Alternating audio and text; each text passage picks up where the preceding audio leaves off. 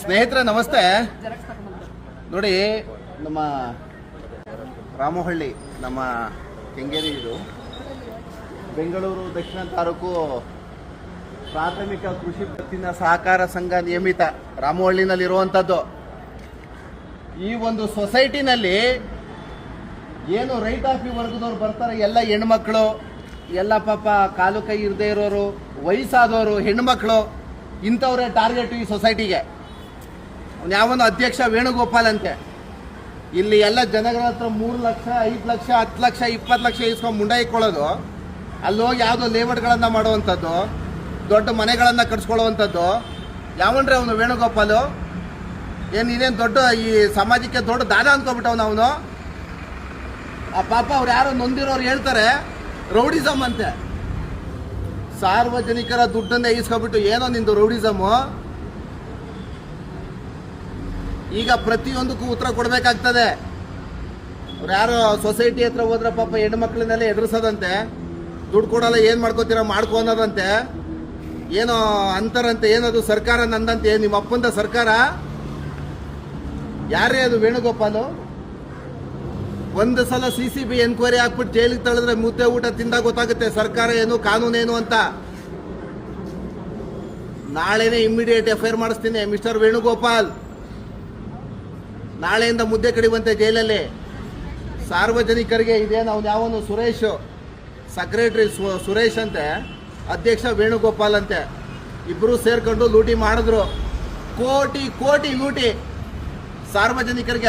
ಅದಕ್ಕೇನೆ ಪ್ರತಿ ಸಲವೂ ನಾನು ಒತ್ತಿ ಹೇಳ್ತಾ ಇರ್ತೀನಿ, ಯಾವುದೇ ಒಂದು ಸೊಸೈಟಿ, ಬ್ಯಾಂಕು, ಈ ರಿಯಲ್ ಎಸ್ಟೇಟ್ ಸ್ಕ್ಯಾಮ್ಗಳು ಮಾಡ್ತಾರಲ್ಲ, ಈ ಲೋಫರ್ಗಳೆಲ್ಲ ಸೇರಿಕೊಂಡು ಸಾರ್ವಜನಿಕರು, ಬಡಬಗ್ಗರು ಒಂದು ಸ್ವಲ್ಪ ಯೋಚನೆ ಮಾಡಿ ಇಂಥ ಲೋಫರ್ಗಳ ಮೇಲೆ ಇನ್ವೆಸ್ಟ್ಮೆಂಟನ್ನು ಮಾಡಿ ಅಂತ ನಾನು ಯಾಕೆ ಹೇಳ್ತಾ ಇರ್ತೀನಿ ಪ್ರತಿ ಸಲ ಅಂದರೆ, ಈ ಥರ ಬಡಬಗ್ಗರ ದುಡ್ಡನ್ನು ಕ್ಲೀನಾಗಿ ಲೂಟಿ ಮಾಡಿ ಒಂದು ದೊಡ್ಡ ದೊಡ್ಡ ಬಂಗಲೆಗಳನ್ನು ಕಟ್ಟಿಸ್ಕೊಬಿಡ್ತಾರೆ ಅವರು.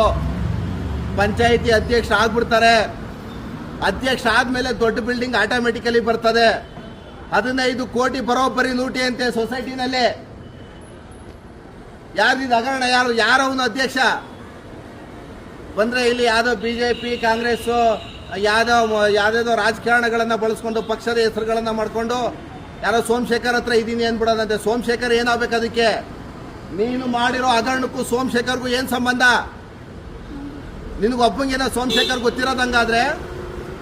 ಈಗ ನಾವೆಲ್ಲ ವೋಟರ್ಸ್ ಇಲ್ಲಿ, ಸೋಮಶೇಖರ್ ನಮಗೂ ಸಪೋರ್ಟ್ ಮಾಡ್ತಾರೆ, ನಿಮಗೂ ಸಪೋರ್ಟ್ ಮಾಡ್ತಾರೆ. ಸಾರ್ವಜನಿಕರಿಗೆ ಒಬ್ರಿಗೊಬ್ರಿಗೆ ಸಪೋರ್ಟ್ ಮಾಡೋದಕ್ಕೇನೆ MLA ಆಗಿ ನಾವು ಆಯ್ಕೆ ಮಾಡಿರುವಂಥದ್ದು ಅವರನ್ನು. ಇಲ್ಲಿ ನೀನು ಮಾಡಿರುವಂಥ ಭ್ರಷ್ಟಾಚಾರಕ್ಕೆ, ನೀನು ಮಾಡಿರುವಂಥ ಮೋಸಕ್ಕೆ ಸಪೋರ್ಟ್ ಮಾಡಲಿ ಅಂತಲ್ಲ ಸೋಮಶೇಖರ್ನ ಆಯ್ಕೆ ಮಾಡಿರೋದು ನಾವಿಲ್ಲಿ.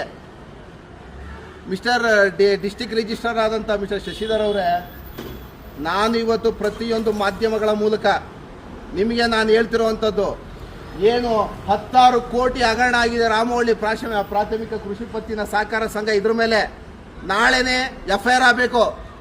ನಾಳೆನೇ ಇಮ್ಮಿಡಿಯೇಟ್ CCBಗೆ ಟ್ರಾನ್ಸ್ಫರ್ ಮಾಡಿ. ಏನು 14 ಜನ 15 ಜನ ಲೂಟಿಕೋರಿದ್ದಾರೆ, ಇಮ್ಮಿಡಿಯೇಟ್ CCBಗೆ ಕೇಸನ್ನು ವರ್ಗಾವಣೆ ಮಾಡಿ ಅವರ ಆಸ್ತಿಗಳು, ಅವ್ರು ಏನು ರಿಯಲ್ ಎಸ್ಟೇಟ್ ಮಾಡಿದ್ದಾರೆ, ಇಲ್ಲ ಎಲ್ಲೆಲ್ಲಿ ಮನೆಗಳನ್ನು ತೊಗೊಂಡಿದ್ದಾರೆ, ಕಾರ್ಗಳನ್ನು ತೊಗೊಂಡಿದ್ದಾರೆ, ಇಮ್ಮಿಡಿಯೇಟ್ ಸೀಸ್ ಆಗಬೇಕು ಅಷ್ಟೇ.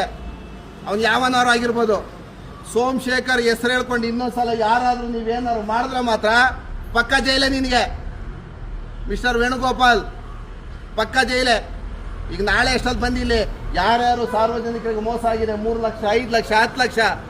ಆ ಸೊಸೈಟಿನಲ್ಲಿ ಕೆಲಸ ಮಾಡೋರ ಹತ್ರ 10 ಲಕ್ಷ ದುಡ್ಡು ಕಿತ್ಕೊಂಡಿದೆಯಲ್ಲಪ್ಪ ನೀನು ಭಗವಂತ. ಆ ಪಾಪ ಏನು ಆಗಲ್ಲ ಅವ್ರ ಕೈಯಲ್ಲಿ 10 ಲಕ್ಷ ದುಡ್ಡು. ಸ್ನೇಹಿತರೆ, ಪ್ರತಿಯೊಂದನ್ನು ತಲೆಗೆ ಹಾಕೊಂಡು ವ್ಯವಹಾರಗಳನ್ನು ಮಾಡಬೇಕು ಅಂತ ಇದೇ ಕಾರಣ ಕೇಳೋದು. ದೊಡ್ಡವರು ದೊಡ್ಡದಾಗಿ ವ್ಯವಹಾರ ಮಾಡ್ತಾರೆ ಅಂತ.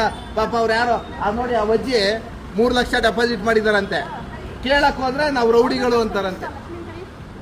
ರೌಡಿಗಳು ಅಂದರೆ ಬೂಟಲ್ಲಿ ಬೀಳ್ತವೆ ವೇಟು. ಮಾಡೋ ಹಲ್ಕ ಕೆಲಸಗಳೆಲ್ಲ ಮಾಡಿಬಿಟ್ಟು 4 ಜನಕ್ಕೆ ಕರ್ಕೊಂಡು ಹೋಗ್ಬಿಟ್ಟು ರೌಡಿಸಮ್ ಮಾಡಿಸ್ಬಿಡೋದಾ? ದುಡ್ಡು ಯಾರು? ನಿಮ್ಮ ಅಪ್ಪ ಕೊಡ್ತಾನೆ ಇಲ್ಲಿ? ಅಪ್ಪ ಕೆಲಸ ಮಾಡೋರ ಹತ್ರ ಎಲ್ಲ ಲೂಟಿ ಮಾಡ್ತೀರಲ್ರಿ ನೀವು. 10 ಲಕ್ಷ ಲೂಟಿ ಮಾಡ್ತಾನೆ, 10 ಲಕ್ಷ 4 ಜನ ಹತ್ರ ಲೂಟಿ ಮಾಡಿದ್ರೆ ನಾವು ಒಂದು ಫಾರ್ಚುನರ್ ಬಂದೇ ಬರುತ್ತೆ. ಇಲ್ಲಿ 10 ಲಕ್ಷ 25 ಜನ ಹತ್ರ ಲೂಟಿ ಮಾಡಿದ್ರೆ 2.5 ಕೋಟಿ ಬಂದೇ ಬರುತ್ತೆ.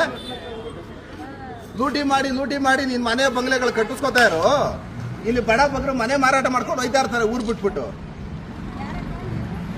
ಇದು ಮೇಡಮ್ ಅವರೇ ಬನ್ನಿ ಸ್ವಲ್ಪ ಹೇಳಿ, ಯಾರು ಅನ್ಯಾಯ ಆಗಿರೋರು ಮಾತಾಡಿ, ನೀವು ಹೇಳಿ ಏನಾಗಿದೆ ಇದು ವ್ಯವಸ್ಥೆ ಅಂತ. ಸರ್, ವ್ಯವಸ್ಥೆ ಏನಾಗಿದೆ, 2 ತಿಂಗಳಿಂದ ಅಂದರೆ 2 ವರ್ಷದಿಂದ ಈ ಘಟನೆ ನಡೆದಿದೆ. ಇದನ್ನು ನಾವು ತುಂಬ ಸರಿ ನಾನು DR ಆಫೀಸ್ಗೂ ಇದರಿಂದ ಕಂಪ್ಲೇಂಟ್ ಕೊಟ್ಟಿದ್ದೀನಿ. ಅದು ಏನು ಕಾರ್ಯಗತಕ್ಕೆ ಬರದೇ ಇರೋ ಕಾರಣ ನಾನು ಶೋಭಾ ಮೇಡಮ್ ಅವ್ರು ಕೂಡ ಇದ್ರ ಬಗ್ಗೆ ಹೋಗಿ ಮಾತಾಡಿ ಒಂದು ಲೆಟ್ರನ್ನ ಕೊಟ್ಟು ಬಂದಿದ್ದೀನಿ. ಸೊ ಮೇಡಮ್ ಇನ್ಫಾರ್ಮ್ ಮಾಡಿದ್ಮೇಲೆ ಇಲ್ಲಿ ಒಂಚೂರು ತನಿಖೆ ಆಗ್ತಾ ಇದೆ. ಆದರೆ ಯಾವುದೋ ರಿಸಲ್ಟ್ ಕಾಣ್ತಾ ಇಲ್ಲ ನಮಗೆ.